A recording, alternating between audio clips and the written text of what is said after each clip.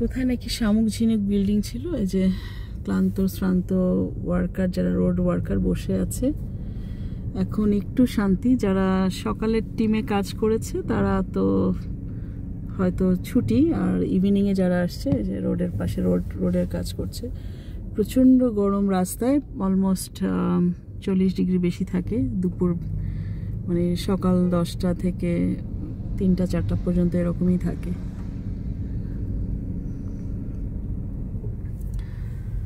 আর এই যে দুবাইয়ের অট্টালিকা, এই অট্টালিকাগুলো বানায় এই যে শ্রমিকরা।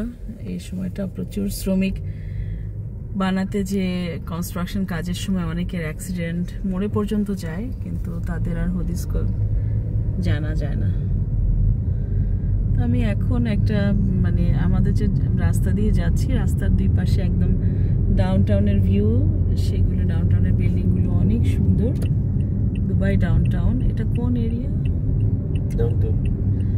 তো আস্তে আস্তে তুমি ওই গাড়িতে লেগে যাবে তো।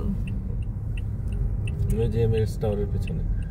হ্যাঁ, ওই যে দুইটা ট্রায়াঙ্গুলার চোখা বিল্ডিং দেখা যাচ্ছে, উপরে চোখা বাস। ওটা হচ্ছে আমাদের ক্যানাডিয়ান কনসুলেটের অফিস, এমিরেটস টাওয়ার।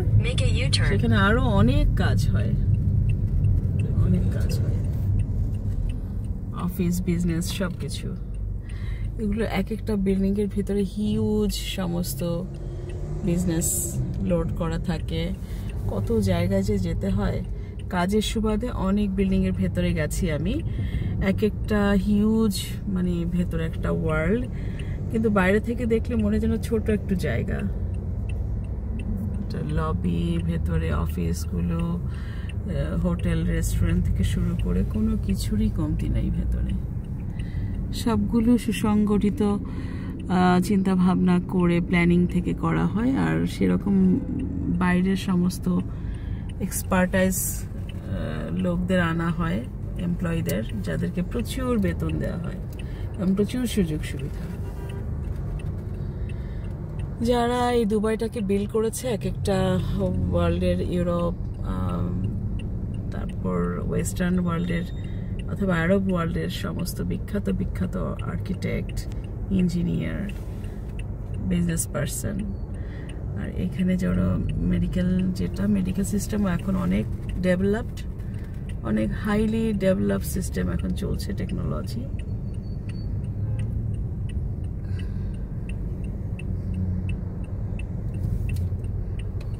আমরা কি ট্রাফিকে, মানে সিগন্যালে না ট্রাফিক, নরমাল ট্রাফিক সিগন্যাল দুটোই, খালি ট্রাফিক, সব লাল সব লাল। এত বড় রাস্তা, কিন্তু তারপর পৃথিবীর কোথাও ট্রাফিকের বাইরে না। পৃথিবীর সব জায়গায় প্রচুর বিকেল বেলা বা স্কুল আওয়ারে প্রচুর রাশ থাকে রাস্তাঘাটে, ট্রাফিক। কানাডায় তো আরো বেশি, কানাডায় ট্রাফিক আরো বেশি।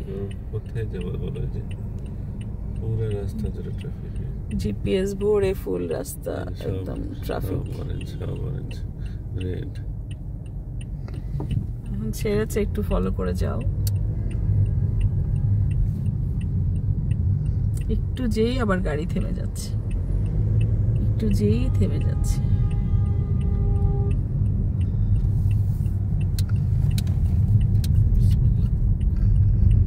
In 500 meters, slight right. আমার সামনেই বিখ্যাত বিল্ডিং বুর্জ খলিফা, এই যে একদম ক্লোজ আপে। বুর্জ খলিফাটা এখন কিন্তু সিলভার, একটা ডাল সিলভার কালার, সন্ধ্যার আগে আগে। আর বুর্জ খলিফার লাইনেই তো সমস্ত হাই রাইজ বিল্ডিং, যেগুলো বুর্জ খলিফার লাইনেই। এই যে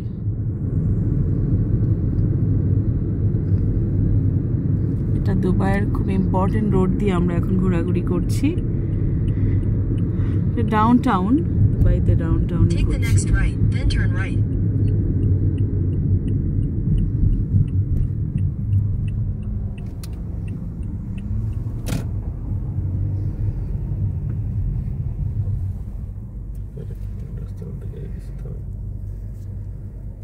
বুর্জ খলিফা।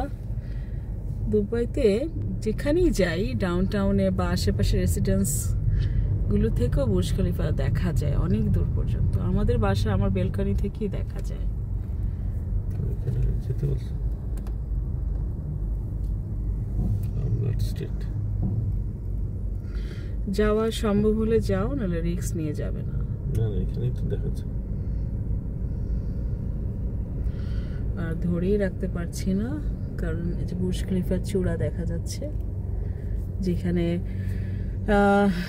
লেজার শো হয় প্রতিদিনই 6:30 থেকে রাত 10:30 পর্যন্ত। লাইট শো হয়, লেজার শো হয়, নানা ধরনের মিউজিক, ওই সময় ওয়াটার ডান্সিং হয় এই এরিয়াটায়। বুর্জ খলিফার সাথে দুবাই মল কানেক্টেড, সো খুবই অ্যামিউজমেন্টের ব্যবস্থা আছে এখানে ট্যুরিস্টদের জন্য।